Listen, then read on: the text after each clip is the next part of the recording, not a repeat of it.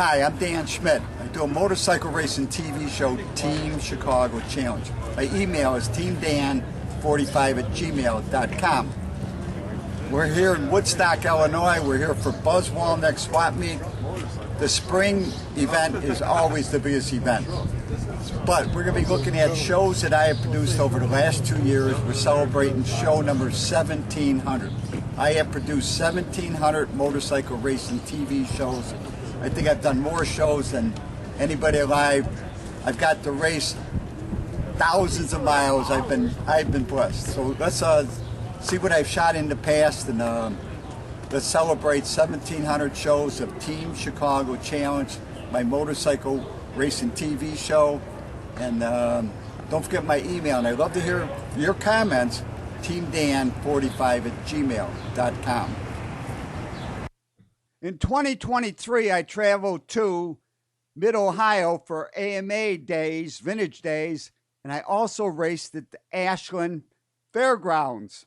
Now, there's no helmet cam allowed with the AMA, so I have no footage of my racing. But let's see the action in the plus 30 class. All these riders got to be older than 30 years old, but they can ride more modern motorcycles. Looks like number 89, it's Justin Ziegler. Right there, 31, Judson Linder. With the red leathers, that's Tony Moore taking the lead on the Triumph. Justin Ziegler from Frederickstown, Ohio on the KTM's running second. Got a good battle going on for third place between Kurt Jeffries and Justin Linder. Got a Kawasaki battling with a KTM. Looks like they all are on moto bikes. Stretching that lead, that is Tony Moore from Urbana, Ohio. Justin Ziegler second, Kurt Jeffries third, Justin Linder fourth. And this year I had a chance to talk to David Aldana. Let's go to that right now. So I'm with David Aldana, well-known motorcycle racer and well-known road racer. A lot of people sort of forget about your road race career, but you raced with Team Valvoline, you raced with Honda, hired you for a while too. So we're at Ashland, we're for this AMA Days big event. Yeah.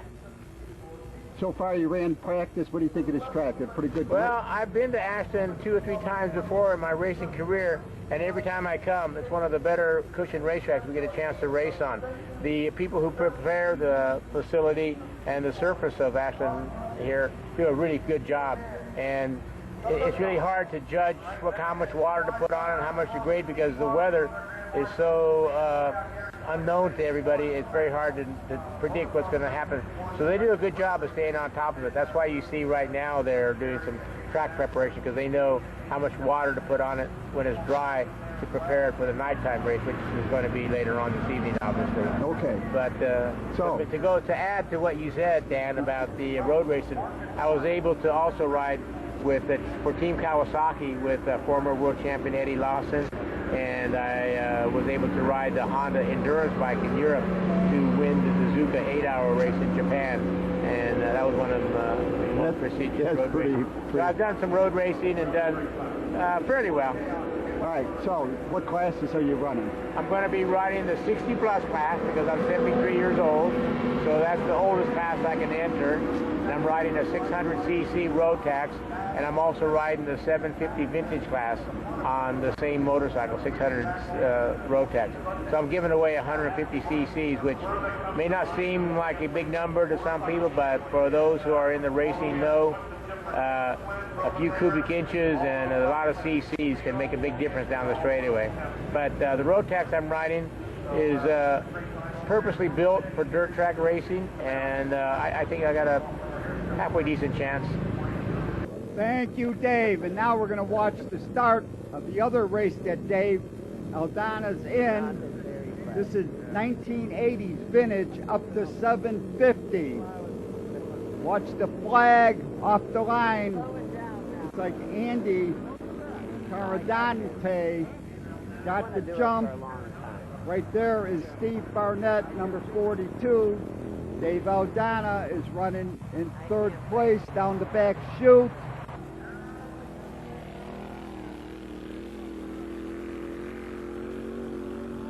Dave's down on the inside. Moving away, that's Andy Caradante.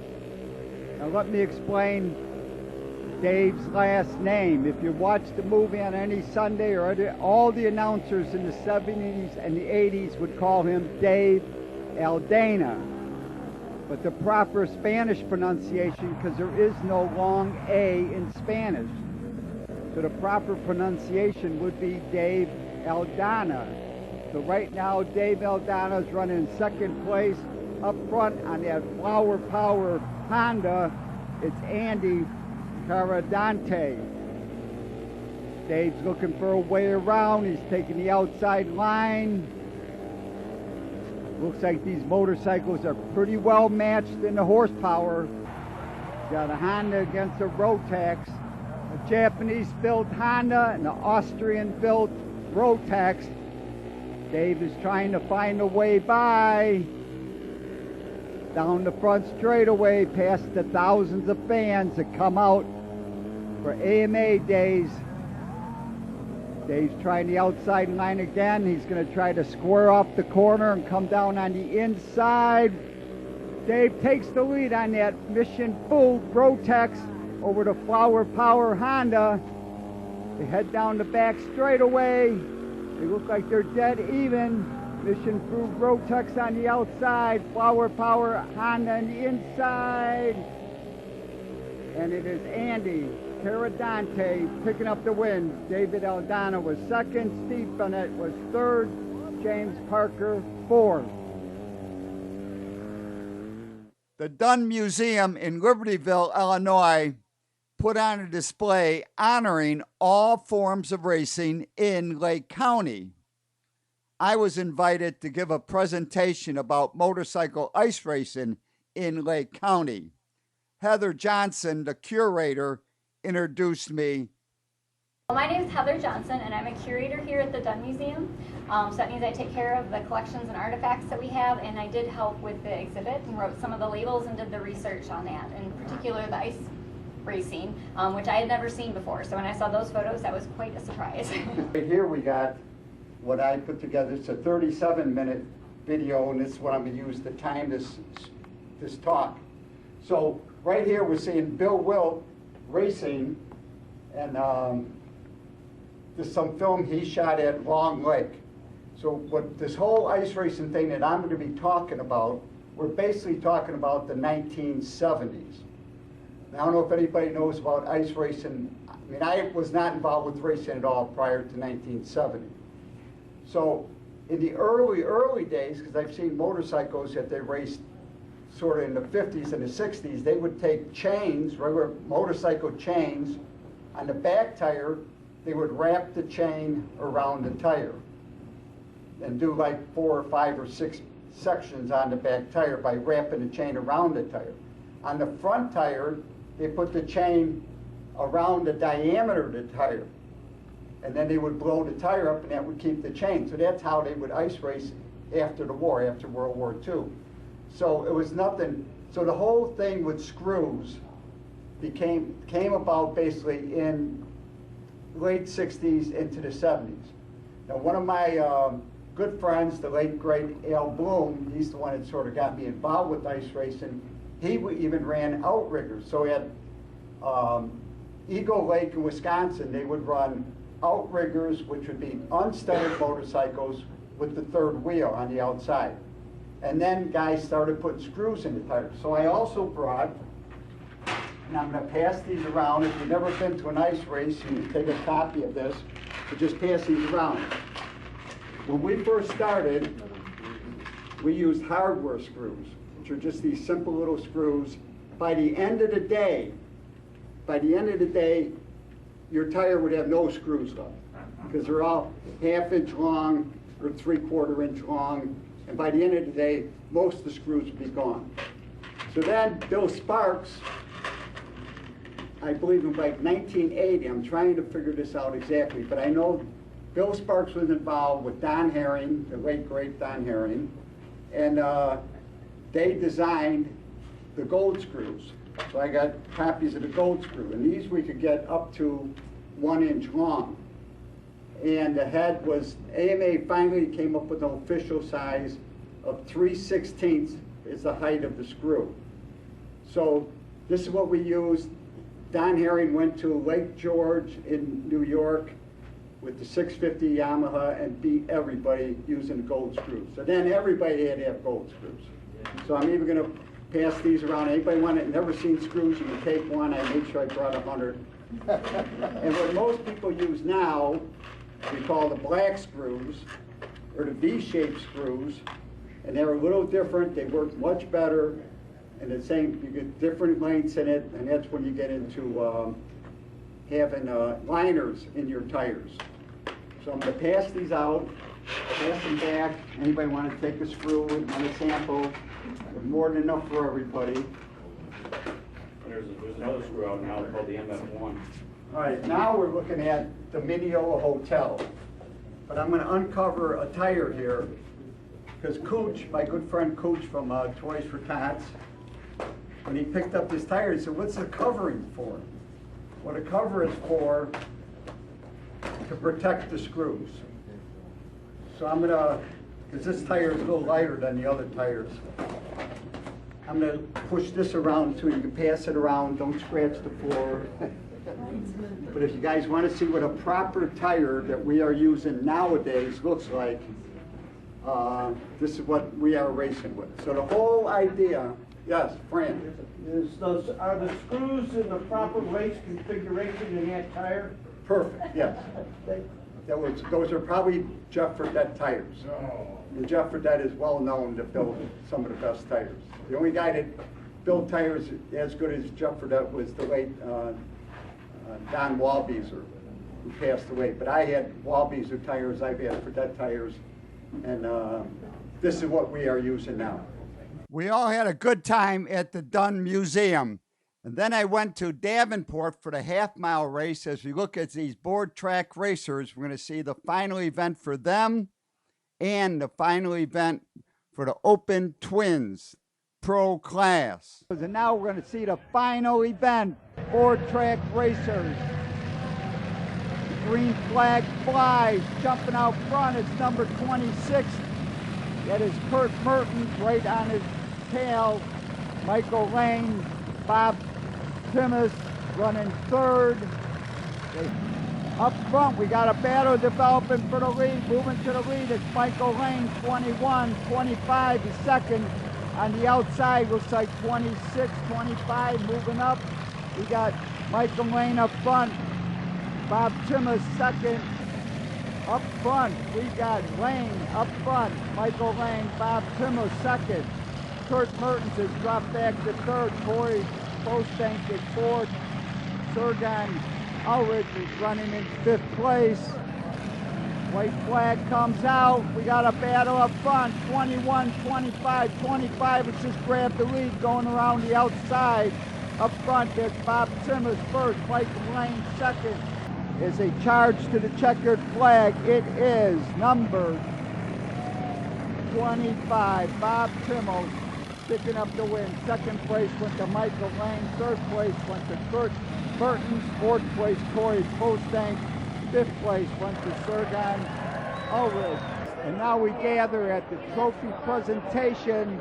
Got four gals from the local Davenport Hooters are the trophy gals. Bob Timmis picking up the win. Jumping off the line, it is number 27 and 7. 27, Gordon Barber. Right there is Corbin Erickson. Terry Vestal running third, number 27. We got a battle for fourth place. We got Hunter Even, we got CJ Weingart, and we got Duke Erickson battling out for fourth place. As we see the battle up front, is still 27 up front, Gordon Barber. Second place, Corbin Erickson. Terry Vestal. Looks like all three of these bikes are Hooligan Harley Davidson Sportsters up to 1200 cc. 27 still leads, 7 is on the drive. Gordon Barber up front. Corbin Erickson, and then Terry Vestal. Looks like Corbin Erickson is on the move. He's trying to catch Gordon Barber. It is getting close. Trying to pick up the win. It is Corbin Erickson first, Gordon Barber second, Terry Vestal finished third. Fourth place went to Hunter Even. CJ Weingard ran fifth. Duke Erickson ran sixth. It was great racing in Davenport. And then at the end of July, I went to the EAA Air Venture and I got to see a Lockheed C-121A Constellation, the only flying one in the nation. I had a chance to talk to the pilot also. The Lockheed Constellation is a 4-engine airline built by Lockheed starting in 1943. This was one of the first pressurized cabin civil aircraft. This one is named Bataan because of its association with General MacArthur. Bataan was a city in the Philippines. It has a distinctive tail section, and it's got a dolphin-shaped body. And I had the opportunity to talk to the pilot, Stuart Dawson. My name is Stuart Dawson, and I am fortunate enough to get to fly this airplane for Rod Lewis. It's a Constellation. It's been under an 8-year restoration. We moved it 8 years ago, so really it's been about a 7.5-year restoration, and everything was moved, touched, brand new. It's a spectacular airplane. So what kind of engines does this have? This has Curtiss-Wright 3350s on it. There's 4 of them. They put out about 2,800 horsepower apiece. It is hydraulically boosted controls and everything. It was the latest and greatest in 1947. This one, this airplane was Douglas MacArthur's airplane, which was named Bataan, and you'll notice we have that on the nose. Oh, right. Bataan Duck March. Then it spent 4 years with NASA and their space program because they had no way to run the radios, no satellites and everything, so they had 4 or 6, I'm not sure, of these up in the air to for radio control. Correct. Right. Correct. And it's a fabulous airplane. Fun to drive, fun to fly. Not in my wildest dreams did I ever think I would get to do one of these. I flew a lot of freighters and everything, hauling freight, and DC-4s and Corvairs and everything, but these are just so rare. This one is the only one in the world flying right now. That's flying, right. Yeah, it's amazing how many of these planes have got just chopped up. And Rod Lewis, he is a collector, and he loves the history, and I don't know of another airplane around like this. Thank you, Stuart, for the great information. And as we see this lovely Constellation taking off again, it is great that there are millionaires and billionaires who invest their money preserving these great vintage airplanes instead of the moronic group of millionaires and billionaires that are funding the crazies that we see in the street and on TV wanting to destroy the USA and Western civilization. Also in 2023, I was invited by my good friend, Mark Young, to come to Mid-Ohio and spend a day as he puts on the Mid-Ohio School. Now, this is a track day, and in order to ride your motorcycle at a track day, your motorcycle needs to be inspected, just like if you went to a motorcycle race. We are seeing Todd Miller inspecting these 2 motorcycles so that these riders will be safe when they enter the racetrack. It is very important that the brakes are good, everything is safety wired, and you know you're going to have a great day. I'll take a look at it. You get your sticker. All right, thanks.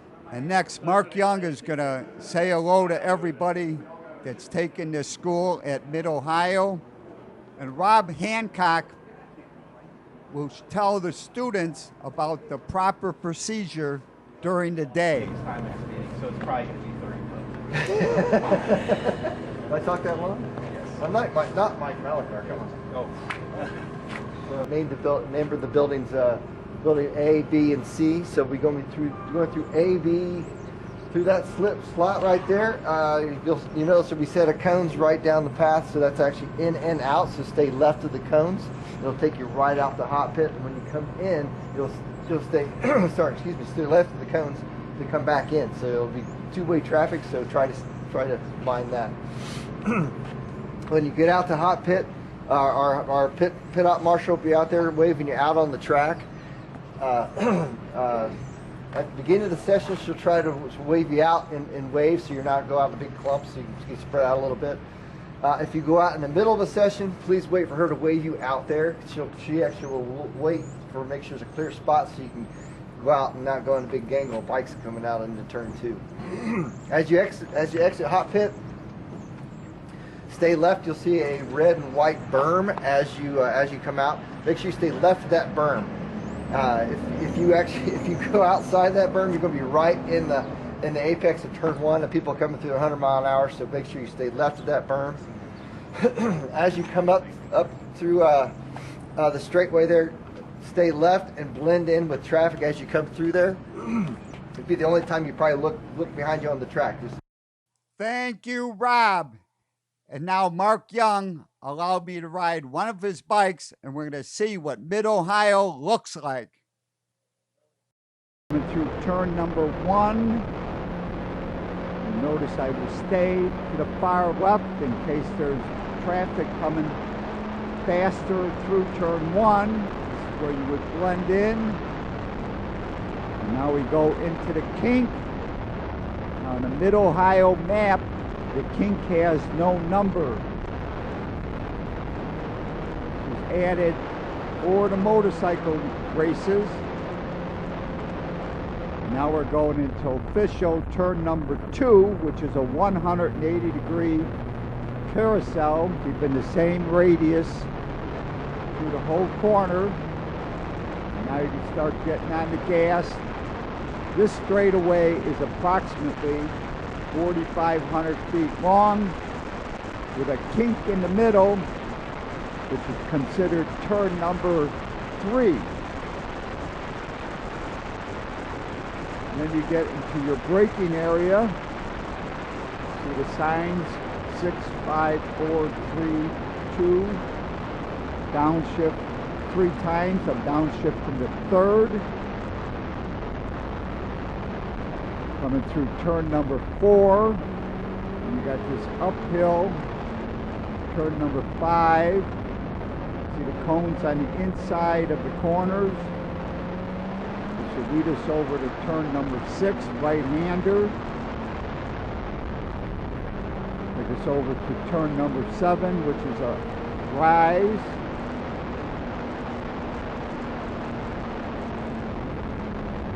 Little downhill to turn number 8. 8 will lead you to turn number 9. Let's go downhill into Thunder Valley. Make it shift up 1 time, maybe 2 times. This kink is turn 10. It'll take us up to turn number 11. We'll rise, downshift. That will take us into turn number 12, which is another carousel, but it tightens up on the exit of this turn, or you could turn into the pits to your left. It will take us to turn number 13. And that leads us onto the short front straightaway at Mid-Ohio. And now I have been covering and riding the Toys for Tots Motorcycle Parade for over 20 years.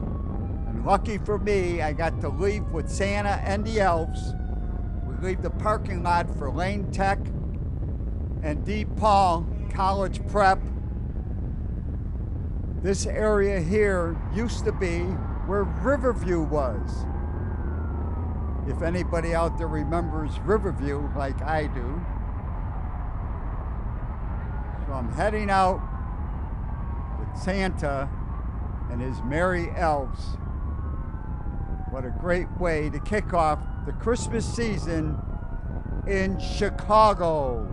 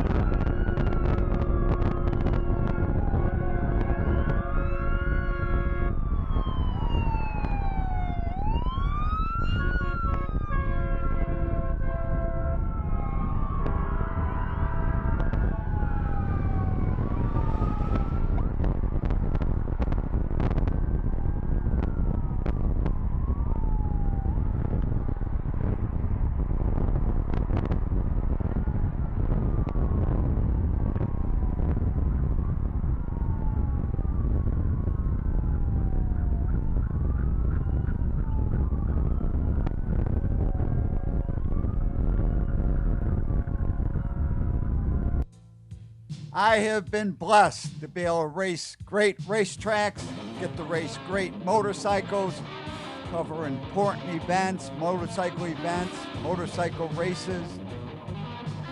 How lucky am I? Contact me, and I love to hear from my audience. It's teamdan45@gmail.com. Remember, you can always search on YouTube with Dan Schmitt Motorcycle Racing for great motorcycle racing action. Dan Schmitt Politics to learn what makes America great. And I highly encourage you to visit the World of Motorcycle Museum. They're in Winamac, Indiana, 4 miles south of North Judson.